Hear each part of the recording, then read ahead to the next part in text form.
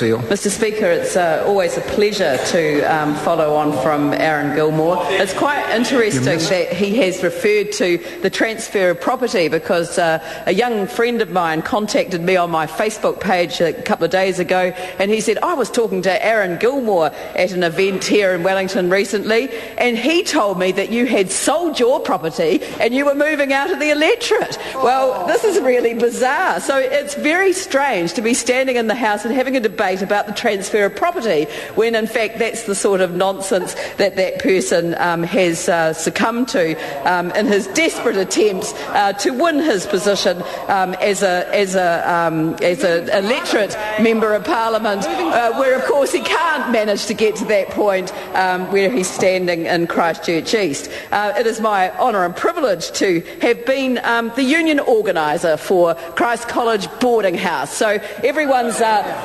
all looking for their connection to Christ College, and what is the connection that I have? And I used to be the Hotel and Hospital Workers Union organiser, and I helped organise the boarding school workers as part of the kitchen workers and those that cleaned the dorms, and I helped them organise a campaign that saw their wages and conditions of employment improve dramatically in the mid-80s, and I'm very proud of the time that I spent representing Christ College. I will say that I always had a very good working relationship with all of the schools that operated under the Boarding Schools Award, and they were in fact, I think, quite genuinely supportive of improving the wages and conditions of employment of a particular group of largely women who had seen themselves in a situation where they saw the minimum wage as the only mechanism by which they would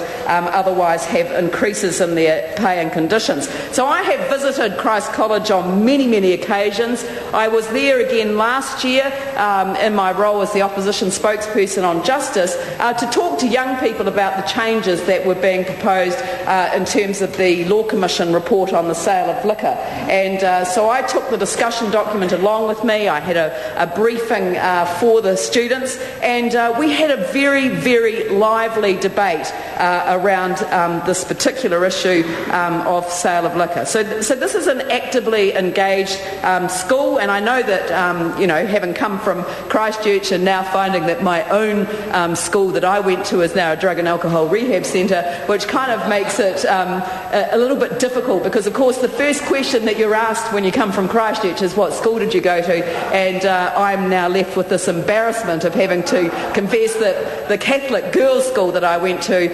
is now actually probably appropriately a drug and alcohol rehab centre under those circumstances. But anyway, the point that I want to make is that there is a divide in Christchurch, and the Catholic schools, they produce the lawyers for the Catholic law firms, and the private schools, the Anglican schools, produce for another one.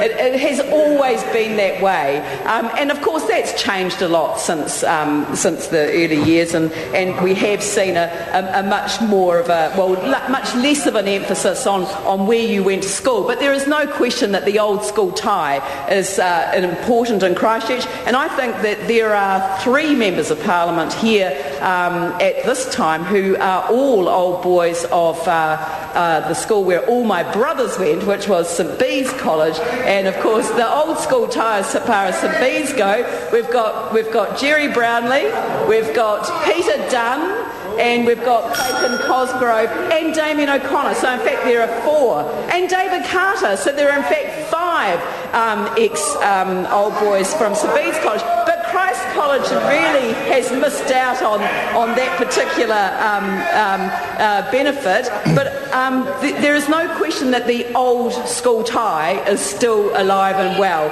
And anything that we can do to assist Christ College in any difficulties that it's having in administering its properties, we are happy to support. So I think that the Select Committee is obviously going to have a bit of work to do just to make sure that they've got the technical detail right.